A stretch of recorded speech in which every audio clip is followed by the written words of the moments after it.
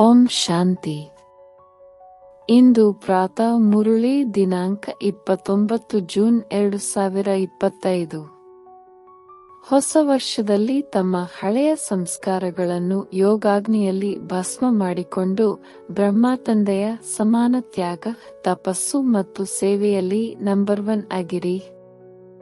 ಇಂದು ಬಾಪ್ದಾದ 4 ಕಡೆಯ ಸನ್ಮುಖದಲ್ಲಿರಬಹುದು, ದೂರದಲ್ಲಿ ಕುಳಿತು ಹೃದಯಕ್ಕೆ ಸಮೀಪವಿರಬಹುದು. ಸರ್ವರಿಗೆ 3 ಶುಭಾಶಯಗಳನ್ನು ಕೊಡುತ್ತಿದ್ದಾರೆ. 1. ನವಜೀವನದ ಶುಭಾಶಯಗಳು.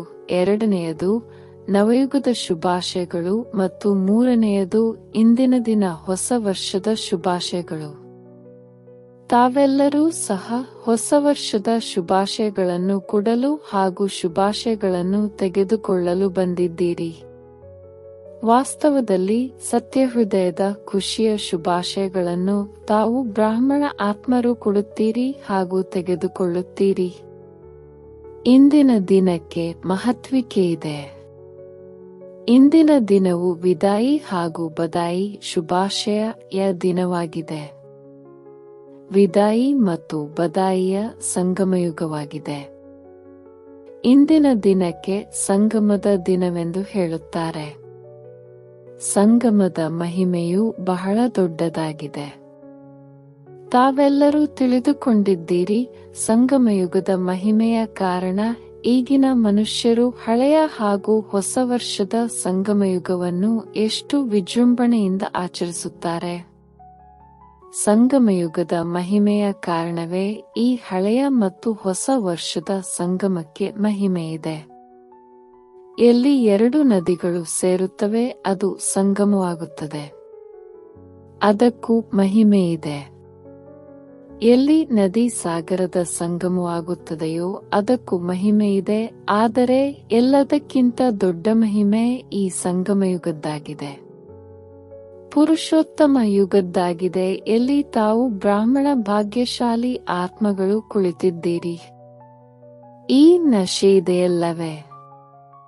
ಒಂದು ವೇಳೆ ತಮ್ಮೊಂದಿಗೆ ಯಾರಾದರೂ ತಾವು ಯಾವ ಸಮಯದಲ್ಲಿದ್ದೀರಿ, ಕಲಿಯುಗದಲ್ಲಿದ್ದೀರೋ ಅಥವಾ ಸತ್ಯಯುಗದಲ್ಲಿದ್ದೀರೋ ಎಂದು ಕೇಳಿದರೆ ನೀವು ಹೆಮ್ಮೆಯಿಂದ ಏನು ಹೇಳುತ್ತೀರಿ?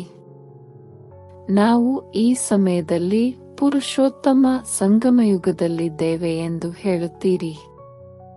ಅಂದಾಗ ತಾವು ಕಲಿಯುಗಿಗಳಲ್ಲ, ಸಂಗಮಯುಗಿಯಾಗಿದ್ದೀರಿ. ಈ ಸಂಗಮಯುಗದ ವಿಶೇಷ ಮಹಿಮೆ ಏಕೆ ಇದೆ? ಏಕೆಂದರೆ ಭಗವಂತ ಮತ್ತು ಮಕ್ಕಳ ಮಿಲನವಾಗುತ್ತದೆ, ಮೇಳವಾಗುತ್ತದೆ. ಯಾವ ಮಿಲನವು ಮತ್ಯಾವುದೇ ಯುಗದಲ್ಲಿ ಆಗುವುದಿಲ್ಲ ಅಂದಾಗ ಮಿಲನವನ್ನಾಚರಿಸಲು ಬಂದಿದ್ದೀರಲ್ಲವೇ? ತಾವು ಮಿಲನದ ಮೇಳವನ್ನಾಚರಿಸಲು ಎಲ್ಲೆಲ್ಲಿಂದ ಬಂದಿದ್ದೀರಿ? ಡ್ರಾಮಾದಲ್ಲಿ ನಾನಾತ್ಮನ ಭಾಗ್ಯವು ಹೀಗೂ ನಿಗದಿಯಾಗಿದೆ ಎಂಬುದನ್ನು ಎಂದು ಸ್ವಪ್ನದಲ್ಲಿಯೂ ಯೋಚಿಸಿರಲಿಲ್ಲ. ಆದರೆ ಪರಮಾತ್ಮನೊಂದಿಗೆ ಆತ್ಮನ ಮಿಲನ ಮಾಡುವ ಭಾಗ್ಯವು ನಿಗದಿಯಾಗಿತ್ತು ಮತ್ತು ಆಗಿದೆ. ತಂದೆಯೂ ಸಹ ಪ್ರತಿಯೊಬ್ಬ ಮಗುವಿನ ಭಾಗ್ಯವನ್ನು ನೋಡಿ ಹರ್ಷಿತರಾಗುತ್ತೇವೆ. ವಾಹ್, ಭಾಗ್ಯಶಾಲಿ ಮಕ್ಕಳೇ ವಾಹ್! ತಾವು ಸಹ ತಮ್ಮ ಭಾಗ್ಯವನ್ನು ನೋಡಿಕೊಳ್ಳುತ್ತಾ ತನ್ನ ಪ್ರತಿ ವಾಹ್, ನನ್ನ ಭಾಗ್ಯವೇ ವಾಹ್, ವಾಹ್, ನಾನು ಯಾರಾಗಿದ್ದೇನೆ, ವಾಹ್, ನನ್ನ ತಂದೆಯೇ ವಾಹ್, ವಾಹ್, ನನ್ನ ಬ್ರಾಹ್ಮಣ ಪರಿವಾರವೇ ವಾಹ್ ಎಂದು ವಾಹ್, ವಾಹ್ ನ ಗೀತೆಯನ್ನು ಸದಾ ಹೃದಯದಲ್ಲಿ ಹಾಡುತ್ತಾ ಇರುತ್ತೀರಲ್ಲವೇ? ಇಂದು ಈ ಸಂಗಮದ ಸಮಯದಲ್ಲಿ ಯಾವ ಮಾತುಗಳಿಗೆ ವಿದಾಯಿ ಕೊಡಬೇಕೆಂದು ತಮ್ಮಲ್ಲಿ ಆಲೋಚಿಸಿದ್ದೀರಾ? ಎಲ್ಲರೂ ಆಲೋಚಿಸಿದ್ದೀರಾ? ಸದಾಕಾಲಕ್ಕಾಗಿ ವಿದಾಯಿ ಕೊಡಬೇಕಾಗಿದೆ. ಏಕೆಂದರೆ ಸದಾಕಾಲಕ್ಕಾಗಿ ವಿದಾಯಿ ಕೊಡುವುದರಿಂದ ಸದಾಕಾಲದ ಶುಭಾಶಯಗಳನ್ನು ಆಚರಿಸಬಲ್ಲಿರಿ. ಇಂತಹ ಶುಭಾಶಯಗಳನ್ನು ಕೊಡಿ. ತಮ್ಮ ಚೆಹರೆಯನ್ನು ನೋಡುತ್ತಿದ್ದಂತೆಯೇ ಯಾವುದೇ ಆತ್ಮನು ಮುಂದೆ ಬಂದರೂ ಅವರು ಸಹ ಶುಭಾಶಯಗಳನ್ನು ಪ್ರಾಪ್ತಿ ಮಾಡಿಕೊಂಡು ಖುಷಿಯಾಗಿ ಬಿಡಲಿ. ಯಾರು ಹೃದಯದಿಂದ ಶುಭಾಶಯಗಳನ್ನು ಕೊಡುತ್ತಾರೆ ಮತ್ತು ತೆಗೆದುಕೊಳ್ಳುತ್ತಾರೆಯೋ ಅವರು ಸದಾ ಹೇಗೆ ಕಾಣಿಸುತ್ತಾರೆ? ಸಂಗಮಯುಗಿ ಫರಿಷ್ಠೆಯಂತೆ. ಎಲ್ಲರದು ಬ್ರಾಹ್ಮಣ ಸೋ ಫರಿಷ್ಠ ಸೋ ದೇವತಾ. ಏಕೆಂದರೆ ತಂದೆಗೆ ಎಲ್ಲಾ ಪ್ರಕಾರದ ಸಂಕಲ್ಪ ಹಾಗೂ ಪ್ರವೃತ್ತಿಯ ಕರ್ಮದ ಏನೆಲ್ಲವೂ ಹೊರೆಯಿದೆಯೋ ಎಲ್ಲವನ್ನೂ ಕೊಟ್ಟು ಬಿಟ್ಟಿದ್ದೀರಲ್ಲವೇ? ಹೊರೆಯನ್ನು ಕೊಟ್ಟಿದ್ದೀರೋ ಅಥವಾ ಇನ್ನೂ ಸ್ವಲ್ಪ ಉಳಿದುಕೊಂಡಿದೆಯೋ? ಏಕೆಂದರೆ ಅಲ್ಪ ಸ್ವಲ್ಪ ಹೊರೆಯಿದ್ದರೂ ಸಹ ಅದು ಫರಿಷ್ಠೆಗಳಾಗಲು ಬಿಡುವುದಿಲ್ಲ ಮತ್ತು ತಂದೆಯೇ ಮಕ್ಕಳ ಹೊರೆಯನ್ನು ತೆಗೆದುಕೊಳ್ಳಲು ಬಂದಿದ್ದಾರೆ ಅಂದ ಮೇಲೆ ಹೊರೆಯನ್ನು ಕೊಡುವುದು ಕಷ್ಟವಾಗುತ್ತದೆಯೇ? ಕಷ್ಟವೋ ಅಥವಾ ಸಹಜವೋ? ಯಾರು ಹೊರೆಯೆಲ್ಲವನ್ನೂ ಕೊಟ್ಟು ಬಿಟ್ಟಿದ್ದೇವೆ ಎಂದು ತಿಳಿಯುತ್ತೀರೋ ಅವರು ಕೈಯೆತ್ತಿರಿ. ಕೊಟ್ಟಿದ್ದೀರಾ? ಆಲೋಚಿಸಿ ಕೈಯನ್ನೆತ್ತಿ. ಹೊರೆಯನ್ನು ಕೊಟ್ಟು ಬಿಟ್ಟಿದ್ದೀರಾ? ಒಳ್ಳೆಯದು. ಶುಭಾಶಯಗಳು. ಯಾರು ಕೊಟ್ಟು ಬಿಟ್ಟಿದ್ದೀರೋ ಅವರಿಗೆ ಶುಭಾಶಯಗಳು ಮತ್ತು ಇನ್ನೂ ಯಾರು ಕೊಟ್ಟಿಲ್ಲವೋ ಅವರು ಏತಕ್ಕಾಗಿ ಇಟ್ಟುಕೊಂಡಿದ್ದೀರಿ? ಹೊರೆಯೊಂದಿಗೆ ಪ್ರೀತಿಯೇ? ಹೊರೆಯು ಇಷ್ಟವಾಗುತ್ತದೆ. ನೋಡಿ, ಬಾಪ್ದಾದ ಪ್ರತಿಯೊಬ್ಬ ಮಗುವಿಗೆ ಏನು ಹೇಳುತ್ತಾರೆ? ಓ ನನ್ನ ನಿಶ್ಚಿಂತ ಚಕ್ರವರ್ತಿ ಮಕ್ಕಳೇ ಎಂದು. ಅಂದಾಗ ಹೊರೆಯಿದ್ದರೆ ಅದರ ಚಿಂತೆ ಇರುತ್ತದೆ. ಆದ್ದರಿಂದ ಹೊರೆಯನ್ನು ತೆಗೆದುಕೊಳ್ಳಲು ತಂದೆಯು ಬಂದಿದ್ದಾರೆ, ಏಕೆಂದರೆ ತಂದೆಯು ನೋಡುತ್ತಿದ್ದಾರೆ. 63 ಜನ್ಮಗಳಿಂದ ಹೊರೆಯನ್ನು ಹೊತ್ತು ಎಲ್ಲಾ ಮಕ್ಕಳು ಬಹಳ ಭಾರಿಯಾಗಿ ಬಿಟ್ಟಿದ್ದೀರಿ. ಆದ್ದರಿಂದ ಯಾವಾಗ ತಂದೆಯು ಮಕ್ಕಳಿಗೆ ನಿಮ್ಮ ಎಲ್ಲ ಹೊರೆಯನ್ನು ನನಗೆ ಕೊಟ್ಟು ಬಿಡಿ ಎಂದು ಪ್ರೀತಿಯಿಂದ ಹೇಳುತ್ತಿದ್ದೇವೆ ಅಂದ ಮೇಲೆ ಇನ್ನೂ ಏಕೆ ಇಟ್ಟುಕೊಂಡಿದ್ದೀರಿ? ಹೊರೆ ಇಷ್ಟವಾಗುತ್ತದೆ. ಎಲ್ಲದಕ್ಕಿಂತ ಸೂಕ್ಷ್ಮ ಹೊರೆಯು ಹಳೆಯ ಸಂಸ್ಕಾರದ್ದಾಗಿದೆ. ಬಾಪ್ದಾದ ಪ್ರತಿಯೊಬ್ಬ ಮಗುವಿನ ಈ ವರ್ಷದ ಅಂದರೆ ಈ ವರ್ಷವು ಪೂರ್ಣವಾಗುತ್ತಿದೆಯಲ್ಲವೇ? ಆದ್ದರಿಂದ ಈ ವರ್ಷದ ಚಾರ್ಟನ್ನು ನೋಡಿದೆವು. ತಾವೆಲ್ಲರೂ ತಮ್ಮ ತಮ್ಮ ವರ್ಷದ ಚಾರ್ಟನ್ನು ಪರಿಶೀಲನೆ ಮಾಡಿಕೊಂಡಿರಬಹುದು. ಅಂದಾಗ ಬಾಪ್ದಾದ ಏನನ್ನು ನೋಡಿದೆವೆಂದರೆ, ಕೆಲವು ಮಕ್ಕಳಿಗೆ ಈ ಹಳೆಯ ಸಂಸಾರದ ಆಕರ್ಷಣೆ ಕಡಿಮೆಯಾಗಿದೆ, ಹಳೆಯ ಸಂಬಂಧದ ಆಕರ್ಷಣೆಯೂ ಕಡಿಮೆಯಾಗಿದೆ. ಆದರೆ ಹಳೆಯ ಸಂಸ್ಕಾರದ ಹೊರೆಯು ಮೆಜಾರಿಟಿ ಮಕ್ಕಳಲ್ಲಿ ಉಳಿದುಕೊಂಡಿದೆ. ಯಾವುದಾದರೊಂದು ರೂಪದಲ್ಲಿ ಭಲೆ ಮನಸ್ಸಿನ ಅಶುದ್ಧ ಸಂಕಲ್ಪವಿಲ್ಲ, ಆದರೆ ವ್ಯರ್ಥ ಸಂಕಲ್ಪದ ಸಂಸ್ಕಾರವು ಈಗಲೂ ಸಹ ಪರ್ಸೆಂಟೇಜ್ನಲ್ಲಿ ಕಂಡುಬರುತ್ತಿದೆ. ವಾಚಾದಲ್ಲಿಯೂ ಕಾಣುತ್ತಿದೆ, ಸಂಬಂಧ ಸಂಪರ್ಕದಲ್ಲಿಯೂ ಸಹ ಯಾವುದಾದರೊಂದು ಸಂಸ್ಕಾರವು ಈಗಲೂ ಕಾಣಿಸುತ್ತಿದೆ. ಇಂದು ಬಾಪ್ದಾದ ಎಲ್ಲ ಮಕ್ಕಳಿಗೆ ಶುಭಾಶಯಗಳ ಜೊತೆಗೆ ಇದೇ ಸೂಚನೆ ನೀಡುತ್ತೇವೆ. ಈ ಉಳಿದುಕೊಂಡಿರುವ ಸಂಸ್ಕಾರವು ಸಮಯದಲ್ಲಿ ಮೋಸಗೊಳಿಸುತ್ತದೆ ಮತ್ತು ಅಂತಿಮದಲ್ಲಿಯೂ ಮೋಸ ಹೋಗಲು ನಿಮಿತ್ತನಾಗಿ ಬಿಡುತ್ತದೆ. ಆದ್ದರಿಂದ ಇಂದು ಈ ಹಳೆಯ ಸಂಸ್ಕಾರದ ಸಂಸ್ಕಾರ ಭಸ್ಮ ಮಾಡಿ. ಪ್ರತಿಯೊಬ್ಬರೂ ತಮ್ಮ ಸಂಸ್ಕಾರವನ್ನು ತಿಳಿದುಕೊಂಡಿದ್ದೀರಿ ಮತ್ತು ಬಿಡುವುದಕ್ಕೂ ಇಚ್ಛಿಸುತ್ತೀರಿ. ಅದರೊಂದಿಗೆ ಬೇಸರವೂ ಇದೆ, ಆದರೆ ಸದಾಕಾಲಕ್ಕಾಗಿ ಪರಿವರ್ತನೆ ಮಾಡಿಕೊಳ್ಳುವುದರಲ್ಲಿ ತೀವ್ರ ಪುರುಷಾರ್ಥಿಗಳಾಗಿಲ್ಲ. ಪುರುಷಾರ್ಥಿಗಳಾಗಿದ್ದೀರಿ, ಆದರೆ ತೀವ್ರ ಪುರುಷಾರ್ಥಿಗಳಾಗಿಲ್ಲ ಅಂದಾಗ ಇದಕ್ಕೆ ಕಾರಣವೇನು? ತೀವ್ರ ಪುರುಷಾರ್ಥವು ಏಕೆ ಆಗುತ್ತಿಲ್ಲ? ಕಾರಣವು ಇದೇ ಆಗಿದೆ. ಹೇಗೆ ರಾವಣನನ್ನು ಸಾಯಿಸಿದರು? ಕೇವಲ ಸಾಯಿಸಲಿಲ್ಲ, ಸುಟ್ಟು ಹಾಕಿದರು. ಹಾಗೆಯೇ ಸಾಯಿಸುವುದಕ್ಕಾಗಿ ಪುರುಷಾರ್ಥ ಮಾಡುತ್ತೀರಿ. ಸ್ವಲ್ಪ ಸಂಸ್ಕಾರವು ಮೂರ್ಛಿತವೂ ಆಗುತ್ತದೆ, ಆದರೆ ಅದನ್ನು ಸಂಪೂರ್ಣವಾಗಿ ಸುಡದೇ ಇರುವ ಕಾರಣ ಮೂರ್ಛಿತವಾಗಿರುವ ಸಂಸ್ಕಾರವು ಮಧ್ಯದಲ್ಲಿ ಮತ್ತೆ ಎದ್ದು ನಿಲ್ಲುತ್ತದೆ. ಇದಕ್ಕಾಗಿ ಹಳೆಯ ಸಂಸ್ಕಾರದ ಸಂಸ್ಕಾರ ಭಸ್ಮ ಮಾಡಲು ಈ ಹೊಸ ವರ್ಷದಲ್ಲಿ ಯೋಗಾಗ್ನಿಯಿಂದ ಭಸ್ಮ ಮಾಡಿಕೊಳ್ಳುವ ದೃಢ ಸಂಕಲ್ಪದ ಗಮನವನ್ನಿಡಿ. ಈ ಹೊಸ ವರ್ಷದಲ್ಲಿ ಏನು ಮಾಡಬೇಕೆಂದು ಕೇಳುತ್ತೀರಲ್ಲವೇ? ಸೇವೆಯ ಮಾತೇ ಬೇರೆಯಾಗಿದೆ, ಆದರೆ ಮೊದಲು ಸ್ವಯಂನ ಮಾತಾಗಿದೆ. ಯೋಗವನ್ನಂತೂ ಮಾಡುತ್ತೀರಿ. ಬಾಪ್ದಾದ ಮಕ್ಕಳು ಯೋಗದ ಅಭ್ಯಾಸ ಮಾಡುವುದನ್ನು ನೋಡುತ್ತೇವೆ. ಅಮೃತ ವೇಳೆಯಲ್ಲಿಯೂ ಬಹಳ ಪುರುಷಾರ್ಥ ಮಾಡುತ್ತೀರಿ, ಆದರೆ ಯೋಗ ತಪಸ್ಸನ್ನು ತಪ್ಪದ ರೂಪದಲ್ಲಿ ಮಾಡುವುದಿಲ್ಲ. ಪ್ರೀತಿಯಿಂದ ನೆನಪನ್ನಂತೂ ಮಾಡುತ್ತೀರಿ, ಬಹಳ ವಾರ್ತಾಲಾಪವನ್ನು ಮಾಡುತ್ತೀರಿ, ಶಕ್ತಿಯನ್ನು ತೆಗೆದುಕೊಳ್ಳುವ ಅಭ್ಯಾಸ ಮಾಡುತ್ತೀರಿ, ಆದರೆ ನೆನಪನ್ನು ಇಷ್ಟು ಶಕ್ತಿಶಾಲಿ ಮಾಡಿಕೊಂಡಿಲ್ಲ. ಯಾವುದಕ್ಕೆ ವಿದಾಯಿಯ ಸಂಕಲ್ಪ ಮಾಡುತ್ತೀರೋ ಅದು ವಿದಾಯಿಯಾಗಿ ಬಿಡಲಿ. ಯೋಗವನ್ನು ಯೋಗ ಅಗ್ನಿಯ ರೂಪದಲ್ಲಿ ಕಾರ್ಯದಲ್ಲಿ ತೊಡಗಿಸುವುದಿಲ್ಲ. ಆದ್ದರಿಂದ ಈಗ ಯೋಗವನ್ನು ಶಕ್ತಿಶಾಲಿ ಮಾಡಿಕೊಳ್ಳಿ. ಸಂಸ್ಕಾರವನ್ನು ಭಸ್ಮ ಮಾಡಿಕೊಳ್ಳುವುದರಲ್ಲಿ ವಿಶೇಷವಾಗಿ ಏಕಾಗ್ರತೆಯ ಶಕ್ತಿಯ ಅವಶ್ಯಕತೆಯಿದೆ. ಯಾವ ಸ್ವರೂಪದಲ್ಲಿ ಏಕಾಗ್ರವಾಗಲು ಬಯಸುವಿರೋ, ಎಷ್ಟು ಸಮಯ ಏಕಾಗ್ರವಾಗಲು ಬಯಸುವಿರೋ ಹಾಗೆಯೇ ಏಕಾಗ್ರತೆಯ ಸಂಕಲ್ಪ ಮಾಡಿದಿರಿ ಮತ್ತು ಭಸ್ಮವಾಯಿತು. ಇದಕ್ಕೆ ಯೋಗಾಗ್ನಿ ಎಂದು ಹೇಳಲಾಗುತ್ತದೆ. ಅಂದರೆ ಅದರ ಹೆಸರು ಗುರುತು ಸಮಾಪ್ತಿಯಾಗಬೇಕು. ಸಾಯಿಸಿದಾಗಲೂ ಸಹ ಇನ್ನೂ ಸ್ವಲ್ಪ ಗುರುತಾದರೂ ಇರುತ್ತದೆಯಲ್ಲವೇ? ಆದರೆ ಭಸ್ಮವಾದ ನಂತರ ಹೆಸರು ಗುರುತೇ ಸಮಾಪ್ತಿಯಾಗುತ್ತದೆ. ಅಂದಾಗ ಈ ವರ್ಷ ಯೋಗವನ್ನು ಶಕ್ತಿಶಾಲಿ ಸ್ಥಿತಿಯಲ್ಲಿ ತನ್ನಿ. ಸರ್ವಶಕ್ತಿವಂತರು ಯಾವ ಸ್ವರೂಪದಲ್ಲಿ ಇರಲು ಇಚ್ಛಿಸುವಿರೋ, ಅರ್ಥಾತ್ ಆಜ್ಞೆ ಮಾಡುವಿರೋ, ಆಗ ಸಮಾಪ್ತಿ ಮಾಡುವ ಶಕ್ತಿಯು ತಮ್ಮ ಆಜ್ಞೆಯನ್ನು ಪಾಲಿಸದೇ ಇರಲು ಸಾಧ್ಯವೇ ಇಲ್ಲ, ಏಕೆಂದರೆ ಮಾಲೀಕರಾಗಿದ್ದೀರಿ. ಮಾಸ್ಟರ್ ಎಂದು ಕರೆಸಿಕೊಳ್ಳುತ್ತೀರಲ್ಲವೇ? ಅಂದಾಗ ಮಾಸ್ಟರ್ ಆಜ್ಞೆ ಮಾಡಿದಾಗ ಶಕ್ತಿಯು ಹಾಜರ್ ಆಗದಿದ್ದರೆ ಅವರಿಗೆ ಮಾಸ್ಟರ್ ಎಂದು ಹೇಳಲಾಗುವುದೇ?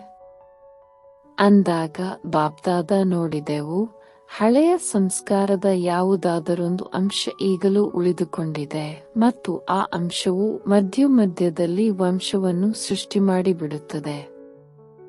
ಅದು ಕರ್ಮದವರೆಗೂ ಕೆಲಸ ಮಾಡಿಬಿಡುತ್ತದೆ. ಯುದ್ಧ ಮಾಡಬೇಕಾಗುತ್ತದೆ. ಆದ್ದರಿಂದ ಬಾಪ್ದಾದರವರಿಗೆ ಮಕ್ಕಳ ಸಮಯ ಪ್ರಮಾಣ ಯುದ್ಧದ ಸ್ವರೂಪ ಇಷ್ಟವಾಗುವುದಿಲ್ಲ. ಬಾಪ್ದಾದ ಪ್ರತಿಯೊಬ್ಬ ಮಗುವನ್ನು ಮಾಲೀಕನ ರೂಪದಲ್ಲಿ ನೋಡಲು ಬಯಸುತ್ತೇವೆ. ಆಜ್ಞೆ ಮಾಡಿದ ಕೂಡಲೇ ಆ ಶಕ್ತಿಯು ಪ್ರತ್ಯಕ್ಷವಾಗಿ ಬಿಡಬೇಕು. ಅಂದಾಗ ಈ ವರ್ಷದಲ್ಲಿ ಸ್ವಯಂನ ಪ್ರತಿ ಏನು ಮಾಡಬೇಕೆಂಬುದನ್ನು ಕೇಳಿದಿರಲ್ಲವೇ? ಶಕ್ತಿಶಾಲಿ ನಿಶ್ಚಿಂತ ಚಕ್ರವರ್ತಿಗಳಾಗಿ, ಏಕೆಂದರೆ ಎಲ್ಲ ಲಕ್ಷ್ಯವಾಗಿದೆ. ಯಾರೊಂದಿಗೆ ಕೇಳಿದರೂ ಸಹ ಏನು ಹೇಳುತ್ತೀರಿ? ನಾವು ವಿಶ್ವದ ರಾಜ್ಯವನ್ನು ಪ್ರಾಪ್ತಿ ಮಾಡಿಕೊಳ್ಳುತ್ತೇವೆ, ರಾಜ್ಯಾಧಿಕಾರಿಗಳಾಗುತ್ತೇವೆಂದು ಹೇಳುತ್ತೀರಲ್ಲವೇ? ತಮ್ಮನ್ನು ರಾಜಯೋಗಿಗಳೆಂದು ಕರೆಸಿಕೊಳ್ಳುತ್ತೀರಿ, ಪ್ರಜಾಯೋಗಿಗಳೇ? ಯಾರಾದರೂ ಈ ಸಭೆಯಲ್ಲಿ ಪ್ರಜಾಯೋಗಿಗಳಿದ್ದೀರಾ? ಯಾರು ಪ್ರಜಾಯೋಗಿಗಳಾಗಿದ್ದೀರಿ? ರಾಜಯೋಗಿಗಳಲ್ಲ ಅಂತಹವರು ಯಾರಾದರೂ ಇದ್ದೀರಾ? ಟೀಚರ್ಸ್ ಯಾರಾದರೂ ಇದ್ದಾರೆ? ತಮ್ಮ ಸೇವಾ ಕೇಂದ್ರದಲ್ಲಿ ಯಾರಾದರೂ ಪ್ರಜಾಯೋಗಿಗಳಿದ್ದಾರೆ? ಎಲ್ಲರೂ ರಾಜಯೋಗಿಗಳೆಂದು ಕರೆಸಿಕೊಳ್ಳುತ್ತೀರಿ. ಪ್ರಜಾಯೋಗಿಗಳೆಂದು ಹೇಳಿದಾಗ ಯಾರೂ ಕೈಯೆತ್ತುವುದಿಲ್ಲ, ಇಷ್ಟವಾಗುವುದಿಲ್ಲ ಅಲ್ಲವೇ? ಮತ್ತು ತಂದೆಗೂ ನಶೆಯಿದೆ. ಬಾಪ್ದಾದ ನಶೆಯಿಂದ ಹೇಳುತ್ತೇವೆ, ನನ್ನ ಪ್ರತಿಯೊಬ್ಬ ಮಗುವು ಈ ಸಂಗಮಯುಗದಲ್ಲಿಯೂ ರಾಜ ಮಗುವಾಗಿದೆ. ಮತ್ಯಾವ ತಂದೆಯೂ ಸಹ ಹೀಗೆ ನನ್ನ ಒಬ್ಬೊಬ್ಬ ಮಗು ರಾಜ ಮಗುವಾಗಿದೆ ಎಂದು ಹೇಳಲು ಸಾಧ್ಯವಿಲ್ಲ. ಆದರೆ ಬಾಪ್ದಾದ ಹೇಳುತ್ತೇವೆ, ನನ್ನ ಪ್ರತಿಯೊಬ್ಬ ಮಗುವು ಸ್ವರಾಜ್ಯ ಅಧಿಕಾರಿ ರಾಜನಾಗಿದೆ. ಪ್ರಜಾಯೋಗಿಗಳಲ್ಲಂತೂ ಕೈಯೆತ್ತುವುದಿಲ್ಲ ಅಲ್ಲವೇ? ಅಂದಾಗ ರಾಜರಾಗಿದ್ದೀರಲ್ಲವೇ? ಆದರೆ ಅಂತಿಂತಹ ಚಿಕ್ಕ ಪುಟ್ಟ ರಾಜರಾಗಬಾರದು. ಯಾರು ಆಜ್ಞೆ ಮಾಡಿದಾಗ ಸೇವಕರು ಆಜ್ಞೆಯನ್ನು ಪಾಲಿಸದೇ ಇರುವಂತಾಗಬಾರದು. ಇಂತಹ ನಿರ್ಬಲ ರಾಜನಾಗಬೇಡಿ. ಹಿಂದಿರುವವರು ಯಾರಾಗಿದ್ದೀರಿ? ರಾಜಯೋಗಿಗಳಾಗಿದ್ದೇವೆಂದು ಯಾರು ತಿಳಿಯುತ್ತೀರೋ ಅವರು ಕೈಯೆತ್ತಿರಿ. ಮೇಲು ಕುಳಿತಿದ್ದಾರೆ, ಗ್ಯಾಲರಿಯಲ್ಲಿ ಇಂದು ಹಾಲ್ನಲ್ಲಿ 18,000 ಮಂದಿ ಸಹೋದರ ಸಹೋದರಿಯರು ಕುಳಿತಿದ್ದಾರೆ. ಬಾಪ್ದಾದ ನೋಡುತ್ತಿದ್ದೇವೆ. ಮೇಲೆ ಕುಳಿತಿರುವವರು ಕೈಯೆತ್ತಿರಿ. ಈಗ ಈ ಲಾಸ್ಟ್ ಟರ್ಮ್ನಲ್ಲಿ ಆರಂಭವಾಗಿ ಬಿಡುತ್ತದೆ. ಆದ್ದರಿಂದ ಬಾಪ್ದಾದ 3 ತಿಂಗಳಿನ ಸಮಯವನ್ನು ಕೊಡುತ್ತೇವೆ, ಸರಿಯಲ್ಲವೇ? ಕೊಡುವುದೇ ಹೋಂವರ್ಕ್ ಕೊಡುತ್ತೇವೆ, ಏಕೆಂದರೆ ಈ ಮಧ್ಯದ ಹೋಂವರ್ಕ್ ಅಂತಿಮ ಪರೀಕ್ಷೆಯಲ್ಲಿ ಜಮಾ ಆಗುವುದು. ಆದ್ದರಿಂದ 3 ತಿಂಗಳಿನಲ್ಲಿ ಪ್ರತಿಯೊಬ್ಬರೂ ತಮ್ಮ ಚಾರ್ಟನ್ನು ಪರಿಶೀಲನೆ ಮಾಡಿಕೊಳ್ಳಿ.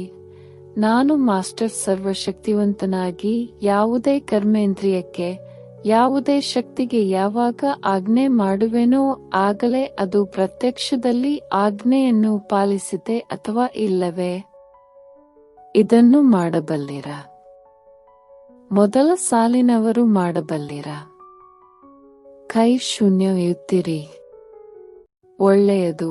3 ತಿಂಗಳು ಯಾವುದೇ ಹಳೆಯ ಸಂಸ್ಕಾರವು ಯುದ್ಧ ಮಾಡದಿರಲಿ. ಹುಡುಗಾಟಿಕೆಯಲ್ಲಿ ಬರಬೇಡಿ, ಆಗಿಬಿಡುತ್ತದೆ ಎಂದು ರಾಯಲೂಪದ ಹುಡುಗಾಟಿಕೆಯನ್ನು ತರಬೇಡಿ. ಬಾಪ್ದಾದಾರವರೊಂದಿಗೆ ಬಹಳ ಮಧುರ ಮಾತುಗಳನ್ನಾಡುತ್ತಾರೆ. ಹೇಳುತ್ತಾರೆ, ಬಾಬಾ, ತಾವು ಚಿಂತೆ ಮಾಡಬೇಡಿ, ಎಲ್ಲವೂ ಆಗಿಬಿಡುತ್ತದೆ. ಅದಕ್ಕೆ ಬಾಪ್ದಾದ ಏನು ಮಾಡುವರು? ಕೇಳಿ ಮುಗುಳ್ನಗುತ್ತಾರೆ. ಆದರೆ ಬಾಪ್ದಾದ ಈ 3 ತಿಂಗಳಿನಲ್ಲಿ ಒಂದು ವೇಳೆ ಇಂತಹ ಮಾತನ್ನು ಮಾತನಾಡಿದರೆ ಒಪ್ಪುವುದಿಲ್ಲ, ಸರಿಯೇ? ಕೈ ಎತ್ತಿರಿ. ಹೃದಯದಿಂದ ಕೈ ಎತ್ತಿರಿ. ಸಭೆಯ ಕಾರಣ ಕೈ ಎತ್ತುವುದಲ್ಲ, ಮಾಡಲೇಬೇಕಾಗಿದೆ. ಏನಾದರೂ ಸಹನೆ ಮಾಡಬೇಕಾಗಲಿ, ಏನನ್ನೇ ಬಿಡಬೇಕಾಗಲಿ ಪರವಾಗಿಲ್ಲ, ಆದರೆ ಮಾಡಲೇಬೇಕಾಗುತ್ತದೆ. ಪಕ್ಕಾ? ಪಕ್ಕಾ? ಪಕ್ಕಾ? ಟೀಚರ್ಸ್ ಮಾಡಬೇಕಲ್ಲವೇ? ಒಳ್ಳೆಯದು. ಈ ಕಿರೀಟವನ್ನು ಧರಿಸಿರುವ ಮಕ್ಕಳು ಏನು ಮಾಡುತ್ತೀರಿ? ಬಹಳ ಚೆನ್ನಾಗಿ ಕಿರೀಟವನ್ನು ಇಟ್ಟುಕೊಂಡಿದ್ದೀರಿ ಅಂದಾಗ, ಆದ್ದರಿಂದ ಎಲ್ಲರೂ ಮಾಡಲೇಬೇಕು. ನೋಡಿ, ಮಕ್ಕಳು ಕೈಯನ್ನೆತ್ತುತ್ತಿದ್ದಾರೆ. ಒಂದು ವೇಳೆ ಇದನ್ನು ಮಾಡದಿದ್ದರೆ ಏನು ಮಾಡುವುದು? ಅದನ್ನು ತಿಳಿಸಿಬಿಡಿ. ಮತ್ತೆ ಬಾಪ್ದಾದಾರವರ ಸೀಜನ್ನಿನಲ್ಲಿ ಒಂದು ಬಾರಿ ಬರಲು ಅನುಮತಿ ನೀಡುವುದಿಲ್ಲ, ಏಕೆಂದರೆ ಬಾಪ್ದಾದ ನೋಡುತ್ತಿದ್ದೇವೆ, ಸಮಯವು ತಮಗಾಗಿ ಕಾಯುತ್ತಿದೆ. ತಾವು ಸಮಯಕ್ಕಾಗಿ ಕಾಯುವವರಲ್ಲ, ಸಿದ್ಧರಾಗಿ ನಿಲ್ಲುವವರಾಗಿದ್ದೀರಿ. ಸಮಯವು ತಮಗಾಗಿ ಕಾಯುತ್ತಿದೆ.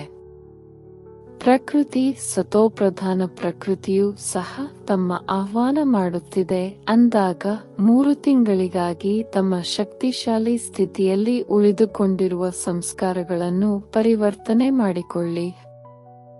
ಒಂದು ವೇಳೆ 3 ತಿಂಗಳಿನಲ್ಲಿ ಗಮನವಿಟ್ಟಿದ್ದೇ ಆದರೆ ಮುಂದೆಯೂ ಸಹ ಅದರ ಅಭ್ಯಾಸವಾಗಿ ಬಿಡುವುದು.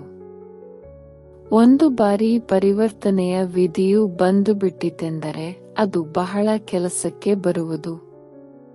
ತಾವು ವಿನಾಶವು ಯಾವಾಗ ಆಗುವುದು ಎಂದು ಸಮಯಕ್ಕಾಗಿ ಕಾಯಬೇಡಿ. ಎಲ್ಲರೂ ವಾರ್ತಾಲಾಪದಲ್ಲಿ ಕೇಳುತ್ತಾರೆ, ಹೊರಗಡೆ ಕೇಳುವುದಿಲ್ಲ, ಆದರೆ ಒಳಗೆ ಮಾತನಾಡುತ್ತಾರೆ. ವಿನಾಶವು ಯಾವಾಗ ಆಗುವುದೋ ಗೊತ್ತಿಲ್ಲ, 2 ವರ್ಷಗಳಲ್ಲಿ ಆಗುವುದೋ ಅಥವಾ 10 ವರ್ಷಗಳಲ್ಲಿ ಆಗುವುದೋ ಅಥವಾ ಎಷ್ಟು ವರ್ಷಗಳಿಗೆ ಆಗುತ್ತದೆ ಎಂದು. ಸಮಯವು ತಮ್ಮನ್ನು ಕಾಯುತ್ತಿದೆ. ತಂದೆಯೊಂದಿಗೆ ಕೆಲವರು ಕೇಳುತ್ತಾರೆ, ತಾರೀಖು ತಿಳಿಸಿಬಿಡಿ, ವರ್ಷವನ್ನು ತಿಳಿಸಿ. 10 ವರ್ಷಗಳು ಹಿಡಿಸುತ್ತದೆ? 20 ವರ್ಷಗಳು ಹಿಡಿಸುತ್ತದೆ? ಎಷ್ಟು ವರ್ಷಗಳು ಹಿಡಿಸುತ್ತದೆ? ಬಾಪ್ದಾದ ಮಕ್ಕಳೊಂದಿಗೆ ಪ್ರಶ್ನೆ ಕೇಳುತ್ತೇವೆ, ತಾವೆಲ್ಲರೂ ತಂದೆಯ ಸಮಾನರಾಗಿ ಬಿಟ್ಟಿದ್ದೀರಾ? ಒಂದು ವೇಳೆ ಪರದೆ ತೆಗೆಯಬಹುದು, ಆದರೆ ಪರದೆಯನ್ನು ತೆಗೆದರೆ ಕೆಲವರು ಇನ್ನೂ ತಯಾರಾಗುತ್ತಿದ್ದಾರೆ. ಕೆಲವರು ಮುಖಕ್ಕೆ ಕ್ರೀಮ್ ಹಚ್ಚಿಕೊಳ್ಳುತ್ತಿದ್ದಾರೆ. ಒಂದು ವೇಳೆ ಎವರಡಿಯಾಗಿ ಹಳೆಯ ಸಂಸ್ಕಾರವು ಸಮಾಪ್ತಿಯಾಗಿ ಬಿಟ್ಟರೆ ಬಾಪ್ದಾದಾರವರಿಗೆ ಪರದೆಯನ್ನು ತೆರೆಯುವುದರಲ್ಲಿ ತಡವಾಗುವುದಿಲ್ಲ. ಆದ್ದರಿಂದ ತಾವು ಸಿದ್ಧರಾಗಿ ಬಿಡಿ, ಆಗಿಬಿಡುತ್ತೇವೆ ಎಂದು ಹೇಳಿ ತಂದೆಯನ್ನು ಬಹಳ ಸಮಯ ಖುಷಿಪಡಿಸಿದ್ದೀರಿ. ಈಗ ಈ ರೀತಿ ಮಾಡಬಾರದು, ಮಾಡಲೇಬೇಕಾಗಿದೆ. ತಂದೆಯ ಸಮಾನರಾಗಬೇಕಾಗಿದೆ. ಇದರಲ್ಲಂತೂ ಎಲ್ಲರೂ ಕೈಯೆತ್ತಿ ಬಿಡುತ್ತಾರೆ. ಬ್ರಹ್ಮ ತಂದೆಯನ್ನು ನೋಡಿ, ಸಾಕಾರದಲ್ಲಂತೂ ಬ್ರಹ್ಮ ತಂದೆಯನ್ನು ಫಾಲೋ ಮಾಡಬೇಕಲ್ಲವೇ? ಬ್ರಹ್ಮ ತಂದೆಯು ಕೊನೆಯ ಗಳಿಗೆಯವರೆಗೂ ತ್ಯಾಗ, ತಪಸ್ಸು, ಸೇವೆಯನ್ನು ಸಾಕಾರ ರೂಪದಲ್ಲಿ ಪ್ರತ್ಯಕ್ಷದಲ್ಲಿ ತೋರಿಸಿದರು. ಶಿವತಂದೆಯ ಮೂಲಕ ಮಹಾವಾಕ್ಯಗಳ ಉಚ್ಚಾರಣೆಯ ತನ್ನ ಕರ್ತವ್ಯವನ್ನು ಕೊನೆಯ ದಿನದವರೆಗೂ ನಿಭಾಯಿಸಿದರು. ಕೊನೆಯ ಮುರುಳಿಯು ನೆನಪಿದೆಯಲ್ಲವೇ? 3 ಶಬ್ದಗಳ ವರದಾನವು ನೆನಪಿದೆಯೇ? ಯಾರಿಗೆ ನೆನಪಿದೆಯೋ ಅವರು ಕೈಯನ್ನೆತ್ತಿರಿ. ಒಳ್ಳೆಯದು, ಎಲ್ಲರಿಗೂ ನೆನಪಿದೆ. ಶುಭಾಶಯಗಳು. ಹಾಗೆಯೇ ಕೊನೆಯ ದಿನದವರೆಗೂ ತಂದೆಯು ತ್ಯಾಗವನ್ನು ಮಾಡಿದರು, ಹಳೆಯ ಕೋಣೆಯನ್ನು ಬಿಡಲಿಲ್ಲ. ಮಕ್ಕಳು ಬ್ರಹ್ಮ ತಂದೆಗೆ ಎಷ್ಟು ಪ್ರೀತಿಯಿಂದ ಹೇಳಿದರು. ಆದರೆ ತಂದೆಯು ಮಕ್ಕಳಿಗಾಗಿ ಎಲ್ಲವನ್ನೂ ಮಾಡಿಸಿದರೆ ಹೊರತು ಸ್ವಯಂ ಅದನ್ನು ಉಪಯೋಗಿಸಲಿಲ್ಲ ಮತ್ತು ಸದಾ 2:30-3 ಗಂಟೆಗೆ ಎದ್ದು ಸ್ವಯಂನ ಪ್ರತಿ ತಪಸ್ಸು ಮಾಡಿದರು. ಸಂಸ್ಕಾರವನ್ನು ಭಸ್ಮ ಮಾಡಿಕೊಂಡರು. ಆದ್ದರಿಂದ ಕರ್ಮಾತೀತ ಅವ್ಯಕ್ತರಾದರು, ಫರಿಷ್ಠೆಯಾದರು. ಏನನ್ನು ಯೋಚಿಸಿದರೋ ಅದನ್ನು ಮಾಡಿ ತೋರಿಸಿದರು. ಯೋಚಿಸುವುದು, ಹೇಳುವುದು ಮತ್ತು ಮಾಡುವುದು 3 ಸಮಾನವಾಗಿತ್ತು. ಅಂದಾಗ ಫಾಲೋ ಫಾದರ್ ಮಾಡಿ. ಕೊನೆಯವರೆಗೂ ತಂದೆಯು ತನ್ನ ಕರ್ತವ್ಯದಲ್ಲಿ ಪೂರ್ಣವಾಗಿದ್ದರು. ಪತ್ರಗಳನ್ನು ಬರೆದರು. ಎಷ್ಟು ಪತ್ರಗಳನ್ನು ಬರೆದರು? ಸೇವೆಯನ್ನು ಬಿಡಲಿಲ್ಲ. ಹಾಗೆಯೇ ಫಾಲೋ ಫಾದರ್ ಮಾಡಿ ಅಖಂಡ ಮಹಾದಾನಿ, ಕೇವಲ ಮಹಾದಾನಿಯಲ್ಲ, ಅಖಂಡ ಮಹಾದಾನಿಯ ಪ್ರತ್ಯಕ್ಷ ರೂಪವನ್ನು ಅಂತ್ಯದವರೆಗೂ ತೋರಿಸಿದರು. ಕೊನೆಯವರೆಗೂ ಯಾವುದೇ ಆಧಾರವಿಲ್ಲದೆ ತಪಸ್ವಿ ರೂಪದಲ್ಲಿ ಕುಳಿತುಕೊಂಡರು. ಈಗಂತೂ ಮಕ್ಕಳು ಕುಳಿತುಕೊಳ್ಳಲು ಆಧಾರವನ್ನು ತೆಗೆದುಕೊಳ್ಳುತ್ತೀರಲ್ಲವೇ? ಆದರೆ ಬ್ರಹ್ಮ ತಂದೆಯು ಆದಿಯಿಂದ ಅಂತ್ಯದವರೆಗೆ ತಪಸ್ವಿ ರೂಪವನ್ನು ಇಟ್ಟುಕೊಂಡರು. ಕಣ್ಣುಗಳಿಗೆ ಕನ್ನಡಕವನ್ನು ಹಾಕಿಕೊಳ್ಳಲಿಲ್ಲ. ಇದು ಸೂಕ್ಷ್ಮ ಶಕ್ತಿಯಾಗಿದೆ, ಅಂದರೆ ನಿರಾಧಾರಿಯಾಗಿದ್ದರು. ಶರೀರವು ಹಳೆಯದಾಗಿದೆ. ಪ್ರತಿದಿನ ಪ್ರಕೃತಿ, ಗಾಳಿ, ನೀರು ಕಲುಷಿತವಾಗುತ್ತಿದೆ. ಆದ್ದರಿಂದ ಬಾಪ್ದಾದ ತಮ್ಮೆಲ್ಲರಿಗೆ ಆಧಾರವನ್ನು ಏಕೆ ತೆಗೆದುಕೊಳ್ಳುತ್ತೀರಿ, ಕನ್ನಡಕವನ್ನು ಏಕೆ ಧರಿಸುತ್ತೀರಿ ಎಂದು ಹೇಳುವುದಿಲ್ಲ. ಬಲೆ ಹಾಕಿಕೊಳ್ಳಿ, ಆದರೆ ಸ್ಥಿತಿಯನ್ನು ಶಕ್ತಿಶಾಲಿ ಮಾಡಿಕೊಳ್ಳಿ. ಇಡೀ ವಿಶ್ವದ ಕಾರ್ಯವನ್ನು ಸಮಾಪ್ತಿ ಮಾಡಿದ್ದೀರಾ? ಬಾಪ್ದಾದ ತಮ್ಮೊಂದಿಗೆ ಪ್ರಶ್ನೆ ಕೇಳುತ್ತೇವೆ. ವಿಶ್ವ ಕಲ್ಯಾಣದ ಕಾರ್ಯವು ಪೂರ್ಣವಾಗಿ ಬಿಟ್ಟಿದೆ ಎಂದು ತಾವೆಲ್ಲರೂ ಸಂತುಷ್ಟರಾಗಿದ್ದೀರಾ? ವಿಶ್ವದ ಕಲ್ಯಾಣದ ಕಾರ್ಯವು ಸಮಾಪ್ತಿಯಾಗಿ ಬಿಟ್ಟಿದೆ ಎಂದು ಯಾರು ತಿಳಿಯುತ್ತೀರೋ ಅವರು ಕೈಯೆತ್ತಿರಿ. ಒಬ್ಬರೂ ಇಲ್ಲ ಅಂದಾಗ ವಿನಾಶವು ಯಾವಾಗ ಆಗುವುದೆಂದು ಹೇಗೆ ಹೇಳುತ್ತೀರಿ? ಏಕೆಂದರೆ ಕೊಟ್ಟಿರುವ ಕೆಲಸವನ್ನಂತೂ ಪೂರ್ಣ ಮಾಡಿಲ್ಲ. 4 ಕಡೆಯ ಸದಾ ಉಮ್ಮಂಗ ಉತ್ಸಾಹದಲ್ಲಿ ಮುಂದುವರಿಯುವಂತಹ ಸದಾ ಸಾಹಸದಿಂದ ಬಾಪ್ದಾದಾರವರ ಪದುಮಗುಣದಷ್ಟು ಸಹಯೋಗಕ್ಕೆ ಪಾತ್ರರಾದ ಮಕ್ಕಳಿಗೆ ಸದಾ ವಿಜಯರತ್ನಗಳಾಗಿದ್ದೇವೆ. ಪ್ರತಿ ಕಲ್ಪದಲ್ಲಿ ವಿಜಯಿಗಳಾಗಿದ್ದೆವು, ಈಗಲೂ ಆಗಿದ್ದೇವೆ ಮತ್ತು ಪ್ರತಿ ಕಲ್ಪದಲ್ಲಿ ವಿಜಯಿಗಳು ಆಗಿಯೇ ಆಗುತ್ತೇವೆ. ಇಂತಹ ವಿಜಯಿ ಮಕ್ಕಳಿಗೆ ಸದಾ ಒಬ್ಬ ತಂದೆಯ ವಿನಾ ಯಾರೂ ಇಲ್ಲ.